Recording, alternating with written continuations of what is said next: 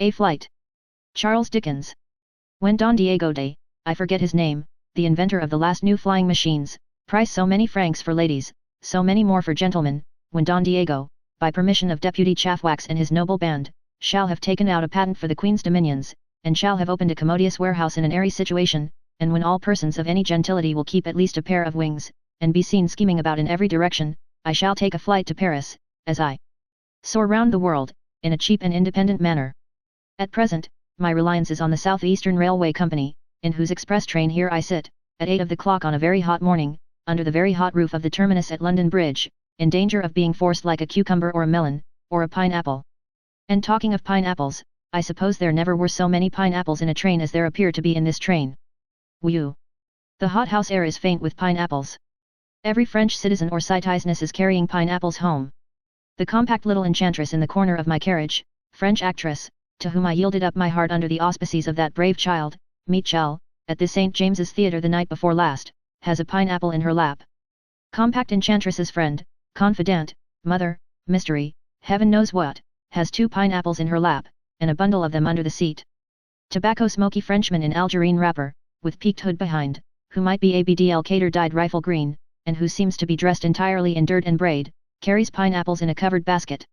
Tall, grave, melancholy Frenchman, with black Van Dyke beard, and hair close cropped, with expansive chest to waistcoat, and compressive waist to coat, saturnine as to his pantaloons, calm as to his feminine boots, precious as to his jewellery, smooth and white as to his linen, dark-eyed, high-forehead, hawk-nosed, got up, one thinks, like Lucifer or Mephistopheles, or Zamiel, transformed into a highly genteel Parisian, has the green end of a pineapple sticking out of his neat valise.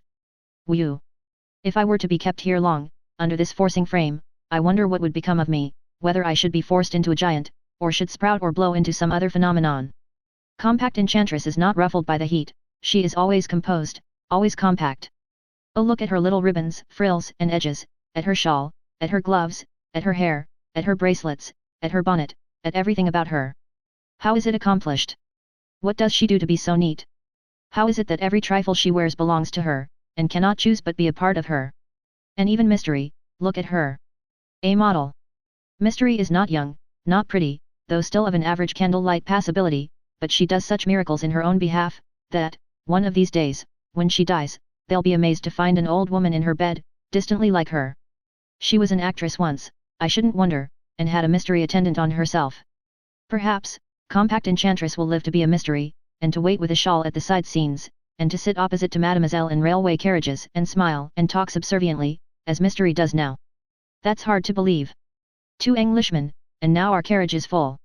First Englishman, in the moneyed interest, flushed, highly respectable, stock exchange, perhaps, city, certainly. Faculties of second Englishman entirely absorbed in hurry. Plunges into the carriage, blind. Calls out of window concerning his luggage, deaf. Suffocates himself under pillows of greatcoats, for no reason, and in a demented manner. Will receive no assurance from any porter whatsoever. Is stout and hot, and wipes his head, and makes himself hotter by breathing so hard. Is totally incredulous respecting assurance of collected guard, that there's no hurry. No hurry. And a flight to Paris in 11 hours. It is all one to me in this drowsy corner, hurry or no hurry. Until Don Diego shall send home my wings, my flight is with the South Eastern Company. I can fly with the South Eastern, more lazily, at all events, than in the upper air. I have but to sit here thinking as idly as I please, and be whisked away. I am not accountable to anybody for the idleness of my thoughts in such an idle summer flight, my flight is provided for by the South Eastern and is no business of mine. The bell. With all my heart. It does not require me to do so much as even to flap my wings. Something snorts for me, something shrieks for me, something proclaims to everything else that it had better keep out of my way, and away I go. Ah! The fresh air is pleasant after the forcing frame, though it does blow over these interminable streets, and scatter the smoke of this vast wilderness of chimneys. Here we are, no, I mean there we were, for it has darted far into the rear, in Bermondsey where the tanners live. Flash! The distant shipping in the Thames is gone.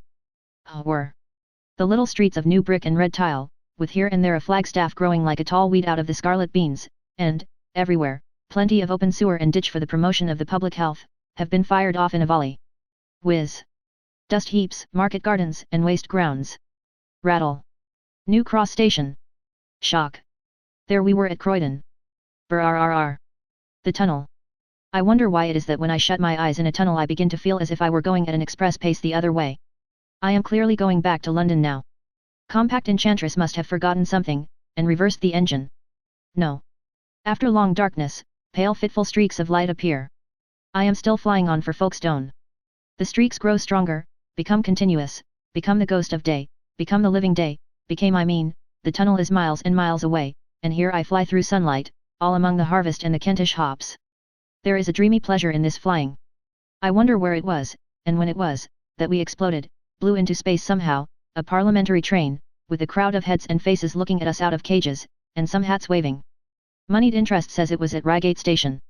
Expounds to mystery how Reigate Station is so many miles from London, which mystery again develops to Compact Enchantress.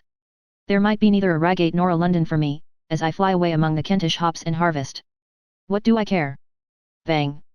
We have let another station off, and fly away regardless. Everything is flying. The hop gardens turn gracefully towards me, presenting regular avenues of hops in rapid flight, then whirl away. So do the pools and rushes, haystacks, sheep, clover in full bloom delicious to the sight and smell, corn sheaves, cherry orchards, apple orchards, reapers, gleaners, hedges, gates, fields that taper off into little angular corners, cottages, gardens, now and then a church.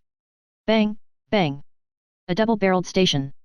Now a wood, now a bridge, now a landscape, now a cutting, now a, bang. A single-barreled station, there was a cricket match somewhere with 2 white tents, and then 4 flying cows, then turnips, now the wires of the electric telegraph are all alive, and spin, and blur their edges, and go up and down, and make the intervals between each other most irregular, contracting and expanding in the strangest manner. Now we slacken. With a screwing, and a grinding, and a smell of water thrown on ashes, now we stop. Demented traveller, who has been for 2 or 3 minutes watchful, clutches his greatcoats, plunges at the door, rattles it, cries high, eager to embark on board of impossible packets, far inland. Collected guard appears. Are you for Tunbridge, sir? Tunbridge? No. Paris. Plenty of time, sir. No hurry. 5 minutes here, sir, for refreshment. I am so blessed, anticipating Zamiel, by half a second, as to procure a glass of water for Compact Enchantress. Who would suppose we had been flying at such a rate, and shall take wing again directly? Refreshment room full, platform full, porter with watering pot deliberately cooling a hot wheel, another porter with equal deliberation helping the rest of the wheels bountifully to ice cream. Moneyed Interest and I re-entering the carriage first, and being there alone, he intimates to me that the French are no go as a nation. I ask why? He says, that reign of terror of theirs was quite enough. I ventured to inquire whether he remembers anything that preceded said reign of terror? He says not particularly. Because, I remark, the harvest that is reaped, has sometimes been sown. Moneyed Interest repeats, as quite enough for him, that the French are revolutionary, and always at it. Bell. Compact Enchantress, helped in by Zamiel, whom the stars confound, gives us her charming little sidebox look, and smites me to the core. Mystery eating sponge cake. Pineapple atmosphere faintly tinged with suspicions of sherry. Demented traveller flits past the carriage, looking for it. Is blind with agitation, and can't see it. Seems singled out by destiny to be the only unhappy creature in the flight, who has any cause to hurry himself. Is nearly left behind. Is seized by collected guard after the train is in motion, and bundled in. Still, has lingering suspicions that there must be a boat in the neighbourhood, and will look wildly out of window for it. Flight resumed. Corn sheaves, hop gardens, reapers, gleaners, apple orchards, cherry orchards, stations single and double-barreled, Ashford. Compact Enchantress, constantly talking to mystery, in an exquisite manner, gives a little scream, a sound that seems to come from high up in her precious little head, from behind her bright little eyebrows. Great heaven, my pineapple! My angel! It is lost. Mystery is desolated. A search made. It is not lost. Zamiel finds it. I curse him, flying, in the Persian manner. May his face be turned upside down, and jackasses sit upon his uncle's grave. Now fresher air, now glimpses of unenclosed downland with flapping crows flying over it whom we soon outfly, now the sea, now Folkestone at 10:15. Tickets ready, gentlemen. Demented dashes at the door. For Paris, sir? No hurry. Not the least. We are dropped slowly down to the port, and sidled to and fro, the whole train, before the insensible Royal George Hotel, for some 10 minutes. The Royal George takes no more heed of us than its namesake under water at Spithead, or under earth at Windsor, does. The Royal George's dog lies winking and blinking at us, without taking the trouble to sit up, and the Royal George's wedding party at the open window, who seem, I must say, rather tired of bliss, don't bestow a solitary glance upon us, flying thus to Paris in 11 hours. The first gentleman in Folkestone is evidently used up, on this subject. Meanwhile, demented chafes. Conceives that every man's hand is against him, and exerting itself to prevent his getting to Paris. Refuses consolation. Rattles door. Sees smoke on the horizon, and knows it's the boat gone without him. Moneyed interest resentfully explains that he is going to Paris too. Demented signifies, that if moneyed interest chooses to be left behind, he don't. Refreshments in the waiting room, ladies and gentlemen. No hurry, ladies and gentlemen, for Paris. No hurry whatever. 20 minutes pause, by Folkestone clock, for looking at Enchantress while she eats a sandwich, and at Mystery while she eats of everything there that is eatable, from pork pie, sausage, jam, and gooseberries, to lumps of sugar. All this time, there is a very waterfall of luggage, with a spray of dust, tumbling slantwise from the pier into the steamboat. All this time, Demented, who has no business with it, watches it with starting eyes, fiercely requiring to be shown his luggage. When it at last concludes the cataract, he rushes hotly to refresh, is shouted after, pursued, jostled, brought back, pitched into the departing steamer upside down, and caught by mariners disgracefully. A lovely harvest day, a cloudless sky, a tranquil sea. The piston rods of the engines so regularly coming up from below, to look, as well they may, at the bright weather, and so regularly almost knocking their iron heads against the crossbeam of the skylight, and never doing it. Another Parisian actress is on board, attended by another mystery. Compact Enchantress greets her sister artist, oh, the compact one's pretty teeth. And mystery greets mystery. My mystery soon ceases to be conversational, is taken poorly, in a word, having lunched too miscellaneously, and goes below. The remaining mystery then smiles upon the sister artists, who, I am afraid, wouldn't greatly mind stabbing each other, and is upon the whole ravished. And now I find that all the French people on board begin to grow, and all the English people to shrink. The French are nearing home, and shaking off a disadvantage, whereas we are shaking it on. Zamiel is the same man, and Abdel Kader is the same man, but each seems to come into possession of an indescribable confidence that departs from us, from moneyed interest, for instance, and from me. Just what they gain, we lose. Certain British gents about the steersman, intellectually nurtured at home on parody of everything and truth of nothing, become subdued, and in a manner forlorn, and when the steersman tells them, not exultingly, how he has been upon this station now 8 years, and never see the old town of Boulogne yet, one of them, with an imbecile reliance on a reed, asks him what he considers to be the best hotel in Paris. Now, I tread upon French ground, and am greeted by the 3 charming words, liberty, equality, fraternity, painted up, in letters a little too thin for their height, on the custom-house wall, also by the sight of large cocked hats, without which demonstrative headgear nothing of a public nature can be done upon this soil. All the rabid hotel population of Boulogne howl and shriek outside a distant barrier, frantic to get at us. Demented, by some unlucky means peculiar to himself, is delivered over to their fury, and is presently seen struggling in a whirlpool of touters, is somehow understood to be going to Paris, is, with infinite noise, rescued by 2 cocked hats, and brought into custom-house bondage with the rest of us. Here, I resign the active duties of life to an eager being, of preternatural sharpness, with a shelving forehead and a shabby snuff-colored coat, who, from the wharf, brought me down with his eye before the boat came into port. He darts upon my luggage, on the floor where all the luggage is strewn like a wreck at the bottom of the great deep, gets it proclaimed and weighed as the property of Monsieur a traveller unknown, pays certain francs for it, to a certain functionary behind a pigeon-hole, like a pay-box at a theatre. The arrangements in general are on a wholesale scale, half military and half theatrical, and I suppose I shall find it when I come to Paris. He says I shall. I know nothing about it, except that I pay him his small fee, and pocket the ticket he gives me, and sit upon a counter, involved in the general distraction. Railway station. Lunch or dinner, ladies and gentlemen. Plenty of time for Paris. Plenty of time. Large hall, long counter, long strips of dining table, bottles of wine, plates of meat, roast chickens, little loaves of bread, basins of soup, little carafes of brandy, cakes, and fruit. Comfortably restored from these resources, I begin to fly again. I saw Zamiel, before I took wing, presented to compact enchantress and sister artist, by an officer in uniform, with a waist like a wasp's, and pantaloons like 2 balloons. They all got into the next carriage together, accompanied by the 2 mysteries. They laughed.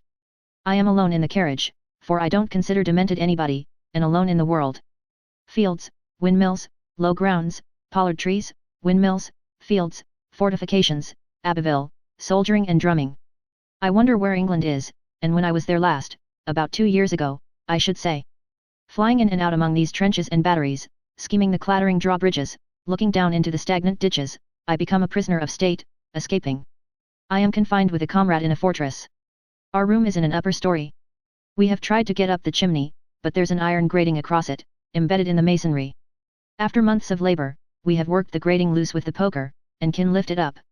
We have also made a hook, and twisted our rugs and blankets into ropes.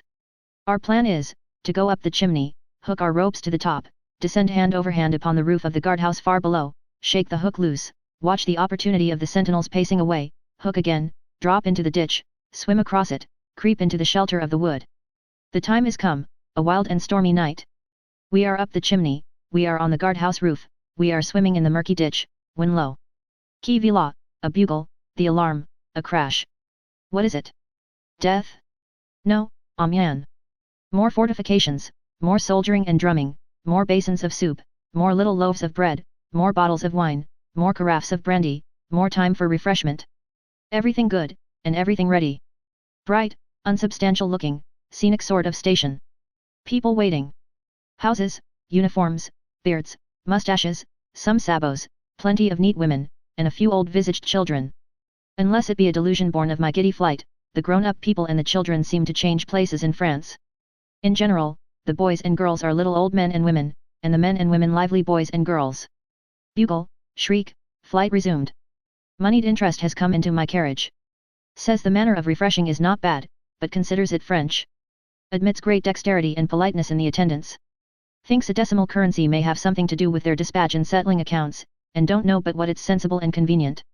Adds, however, as a general protest, that they're a revolutionary people, and always at it. Ramparts, canals, cathedral, river, soldiering and drumming, open country, river, earthenware manufactures, Creole. Again 10 minutes. Not even demented in a hurry. Station, a drawing room with a veranda, like a planter's house.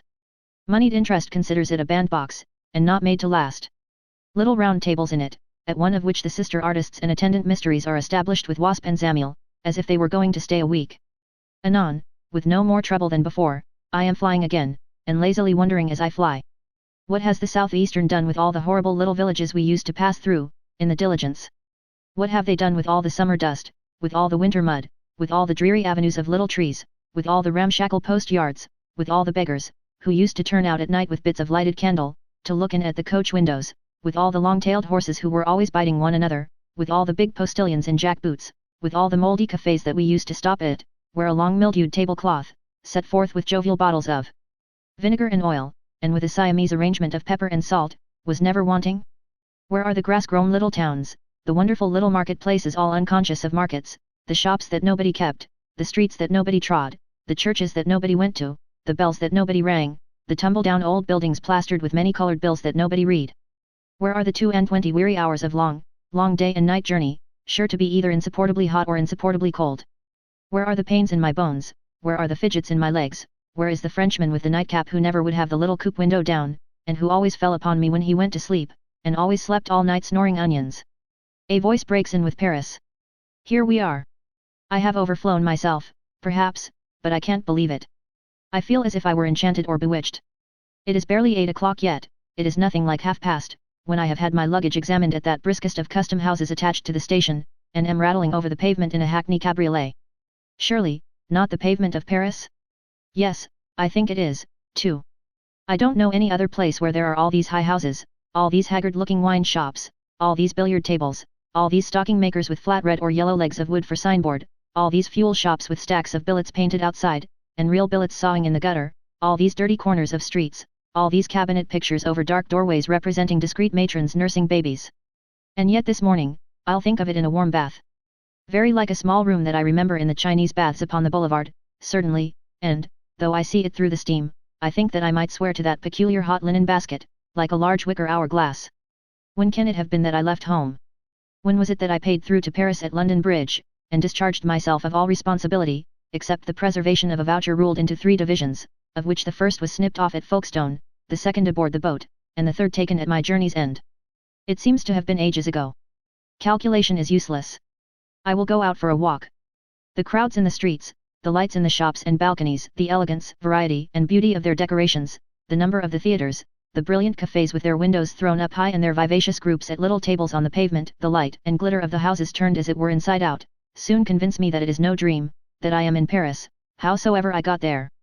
I strolled down to the sparkling Palais Royal, up the Rue de Rivoli, to the Place Vendôme. As I glance into a print shop window, moneyed interest, my late travelling companion, comes upon me, laughing with the highest relish of disdain. Here's a people, he says, pointing to Napoleon in the window and Napoleon on the column. Only one idea all over Paris. A monomania. Humph. I think I have seen Napoleon's match. There was a statue, when I came away, at Hyde Park Corner, and another in the city, and a print or two in the shops. I walk up to the Barrière de la Toile, sufficiently dazed by my flight to have a pleasant doubt of the reality of everything about me, of the lively crowd, the overhanging trees, the performing dogs, the hobby horses, the beautiful perspectives of shining lamps, the 101 enclosures, where the singing is, in gleaming orchestras of azure and gold, and where a star-eyed houri comes round with a box for voluntary offerings.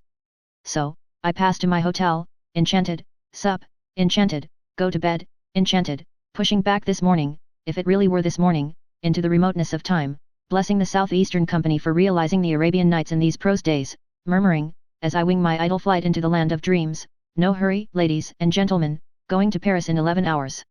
It is so well done, that there really is no hurry.